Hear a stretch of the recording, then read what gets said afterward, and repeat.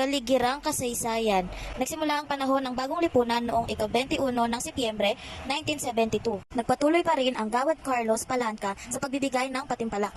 Halos tungkol sa ikauunlad ng bayan ang naging karaniwang paksain ng mga akda tulad ng Luntiang Revolusyon, Green Revolution, pagpaplano ng pamilya, wastong pagkain, nutrisyon, drugs addiction, polusyon at iba pa. Pinagsikapan ng bagong lipunan na maputol ang mga malalaswang babasahin. Gayon din ang mga akdang nagbibigay ng masamang impluwensya sa moral ng mga mamamayan. Ang lahat ng pahayagan, pampaaralan ay pansamantalang pinahinto at maging ang mga samahang pampaaralan. Nagtatag ang pamahalaang militar ng bagong kagawaran na tinatawag na Ministry ng Kabatirang Pangmadla upang siyang mamahala at sumubaybay sa mga pahayagan, aklat at mga iba pang babasahing panglipunan. Muling ibinalik ng unang ginang Imelda Romualdez Marcos sa pagpapanibagong buhay ang ating mga sinaunang dula tulad ng mga sinakulo, sarsuela, embayoka ng mga Muslim at iba pa. Ipinatayo niya ang Cultural Center of the Philippines, Folk Art Theater, at maging ang Metropolitan Theater ay muli rin niyang ipinagawa upang makapagtanghal ng mga dulang Pilipino. Naging laganap din ang pag-aawit noon sa wikang Pilipino, maging ang mga ipinadadala sa ibang bansa, awiting Pilipino na rin ang inaawit. Ang mga lingguhang babasahin tulad ng Kislap, Liwayway at iba pa ay malaking itulong sa pag-uunlad ng panitikan, naging lagusan nito ng mga manunulat upang mailathala ang kanilang mga akda. Tahasang masasabi ng naging maningning ng panitikang Pilipino sa panahong ito. Ang panuluang Tagalog sa panahon ng bagong lipunan. Ilang buwan ang nakalipas pagkatapos ideklara ang batas militar. Ang mga sumusunod ang naging slogan ng bagong lipunan ay nabasa at narinig ng mga mamamayan. Number 1, sa ikauunlad ng bayan, disiplina ang kailangan. Number 2, tayo'y kumain ng gulay upang humaba ang buhay. Number 3, magplano ng pamilya nang ang buhay ay lumigaya. Number 4, ang pagsunod sa magulang tanda ng anak na magalang. Number 5, tayo'y magtanim upang mabuhay. Number 6, tayo'y magbigayan at huwag magsiksikan. Naging paksa rin ng tula ang pagkakaisa, tiyaga, pagpapahalaga sa pamnasang kultura, ugali, kagandahan ng kapaligiran at iba pa. Kabilang sa mga nagsisulat ng tula ng panahong ito sina Ponciano Pineda, ang kasalukuyang direktor ng SWP, Aniceto Silvestre, Jose Garcia Relevo, Benvenito Ramos, Vicente de Masalang, Sir Lopez Francisco, Lagyo, Sulit Cruz at iba pa.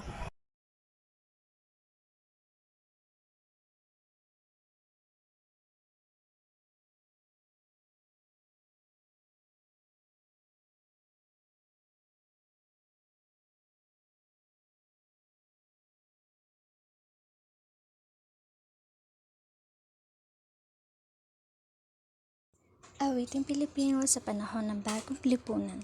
Nagsimula ang panahon ng bagong lipunan noong ika-21 ng Setyembre 1972.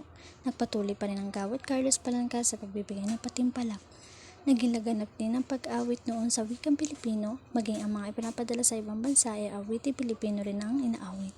Sa kiligirang ito, ilang pa mga awit na kompositor ay naitagtag pa, kabilang dito sina Freddy Aguilar, Florante, Jose Marichan at ang magkakasamang Tito Vic, Joey, isang uri ng tula na naluktok sa panahon ng batas militar at bagong lipunan ay mga awiting Pilipino. Ang mga halimbawa nito ay mga sumusunod. Tiyal ako sa iyo. Noong 1975, nagbago ang takbo ng kasaysayan ng awiting Pilipino na ang Tiyal ako sa iyo ay awitin ng grupong Cinderella. Ang awiting ito ay naging popular sa tawag ng Himig Maynila. Bagong lipunan. Pangalawa ay ang awit ni Florante na kaisa ng bagong lipunan sa pananawagan sa lalong makabuluhang pamamayan. Ang awiting bagong lipunan na kilala rin bilang March of the New Society ay isang awit ni makabayang Pilipino sa panahon ng panunungkulan ni dating President Ferdinand Marcos. Ako'y Pinoy, sunod naman ay ang kantang Ako'y Pinoy. Dito ay pinapakita ang ating totoong pagkatao. Tayo ay mga Pilipino. Ika'y ba'y Pilipino. Ang susunod ay ang awiting Ika'y ba'y Pilipino, katulad ng mga nabanggit na mga awitin sa panahon ng bagong lipunan. Tumalakay ito sa mga Pilipinong tila winawaksian ng kanilang kabihasnan ang tunay nilang pagkatao. Anak. Ang panghuli ay ang awiting Anak. Naging matagumpay ang awiting ito na Freddy Aguilar dahil sa talang tiwa at damdamin ipinapahayag ng awiting ito. Sumba Kapital ay naging mahalaga at makabuluhan ng naging impluwensya ng mga awiting ito sa larangan ng musika, lalo pa at lumikha ito ng malaking pundasyon sa buhay ng mga Pilipino. The end. Mga dula sa bagong lipunan. Nanguna sa paninibagong buhay ng ating mga sinaunang dulaang ating naging unang ginang ng bansa na si Ginang Imelda Romualdez Marcos. Binuhay niya ang sarswela ng mga Tagalog, sinakulo at embayuka ng mga Muslim na pawang itinanghal sa pinakukumpani niyang Metropolitan Theater at pinatayong Folk Arts Theater at Cultural Sining Kambayuka, itinanghal ng Mindanao State University sa Cultural Center of the Philippines. Tales of Manuvu, isang makabago o estilong rock o operang ballet ay nakakadagdag din sa dulang Pilipino noong 1977. Lalong nakapagpasigla sa dula sa panahong iyon at maging sa kasalukuyan ang mga sumusunod na samahang dulaan. PETA, Repertory Philippines, UP Repertory Teatro Philippines. Ang radyo at telebisyon. Ang radyo ay patuloy pa ring tinatangkilik ng mga panahong ito. Ang kanyang dugtungang dula tulad ng Si Martar, Dahlia, Ito ang Palad Ko, Mr. Lonely at iba pa, ay isang naging pampalipas oras o libangan pakinggan ng mga wala pang telebisyon. Maging mga awitin ay rito unang napakinggan ng ating mga kabataan. Ang mga pahayagang comics, magazine at iba pang babasahin. Narito ang mga sumusunod na pahayagan. Una, Bulletin Today. Pangalawa, Times Journal. Pangatlo, People's Journal. Pang-apat, Balita. Panglima, Filipino Express. Pang-anim, Phil Daily Express. Pang-pito, Evening Express. Pang-walo, Evening Post. Ilang pang magasing mababasa ng panahong ito ay ang Una, Kislap, Bulaklak, Extra Hot, Jingle, Sensei, Radyo at telebisyon. Ito ay isang uri ng media o daluyan ng impormasyon at komunikasyon na nagpapakita ng mga gumagalaw na larawan o tunog na naglalakbay sa ere. Ang layunin ng radyo at telebisyon ay makapaghatid ng balita o mga nangyayari o pangyayari sa ating paligid at makapagbigay ng aliw sa mga manonood at tagapakinig. Nagigindaan ang mga ito upang maabot o maipaabot sa higit na nakararaming mamamayan upang malaman ang mahalagang balita, issue at impormasyon na nagbumulot sa kanila na may kalakip na pagpapatalas ng pag-iisip na mahalaga para maging aktibo ang bawat isa sa pakikilahok at pakikisangkot sa mga issue. Ang radyo ang pangalawa sa pinakaginagamit at pinagkakatiwalaang pinagkukunan ng pampulitikal na issue sa Pilipinas. Ayon sa Philippine Statistics Authority or PSA, noong 2013 ang populasyon ng bansa ay nakikinig sa radyo. Dahil ito lamang ang media na nakakaabot kahit sa pinakaliblib na lugar sa ating bansa. Wikang Filipino ang nangungunang wika sa radyo, sa AM man o sa FM. Ang mga estasyon naman sa mga probinsya ay gumagamit ng regional language o regional na wika. Madalas naman silang gumamit ng wikang Tagalog kapag sila ay mayroong kapanayam para mas maunawaan ng marami. Ang radyo ay patuloy pa rin tinatangkilik sa panahong ito. Ngunit di maikakailang, maraming artista at broadcaster sa radyo ang lumipat sa telebisyon dahil na lang sa mas malaking bayad sa telebisyon kaysa sa radyo. Bukod dito, mas pinalawak na rin ng mga nagsulputang mga makabagong teknolohiya ang telebisyon o mga channel nito na masigit na maraming nanonood kahit pa sa mga liblib na lugar sa ating bansa.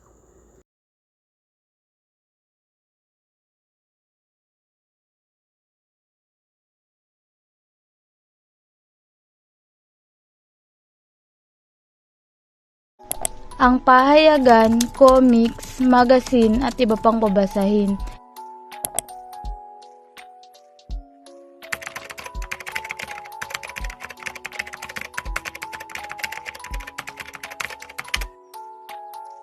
Tabloid. Ang tabloid ay pangmasa dahil sa Tagalog ito nakasulat, bagamat ilan dito ay English medium. Subalit, sa tabloid masyadong binibigyang diin ang tungkol sa sex at karahasan. Comics. Ang comics ay isang grapikong medium kung saan ang mga salita at larawan ay ginagamit upang ihatid ang isang salaysay o kwento. Magazine. Hindi nawawala ang liwayway kung pag-uusapan ang magazine sa Pilipinas. Naglalaman ito ng mga maikling kwento at sunod-sunod na nobela. Mga nangungunang magazine sa bansa, Cosmopolitan, magazine pangkababaihan. Good Housekeeping, isang magazine para sa abalang ina. Yes, ang magazine ay tungkol sa balitang showbiz. Metro, magazine tungkol sa fashion, mga pangyayari, at mga issue hinggil sa kagandahan. Candy, binibigyang pansin ng mga kagustuhan at suliranin ng mga kabata. Men's Health, magazine para sa kalalakihan. T3, isang magazine para sa mga gadget. Entrepreneur, para sa taong may negosyo. Sadyang nakahiligan ng basahin ng mga mamayang Pilipino ang magazine Liwayway simula noong 1922. Ang kabuuang tanaw sa panitikan sa panahon ng bagong lipunan.